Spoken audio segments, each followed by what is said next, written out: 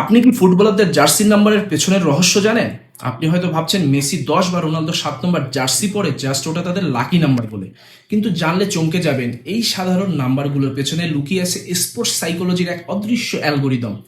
একটু ভাবুন তো, পৃথিবীর সেরা প্লেমেকাররা কেন সবসময় ওই 10 নম্বর জার্সিটাই বেছে নেয়? এটা কি শুধুই কাকতালীয়, নাকি ব্রেইনের কোনো সিক্রেট মাইন্ড গেম? ইতিহাস ঘাটলে দেখবেন 1928 সালে যখন প্রথম জার্সিতে নাম্বার দেওয়া শুরু হয়, তখন সেটা কোনো স্টাইল ছিল না। এটা ছিল প্লেয়ারদের মাঠের জিপিএস লোকেশন। 1 থেকে 11 নম্বর পর্যন্ত দিয়ে মাঠের ছক বোঝানো হতো।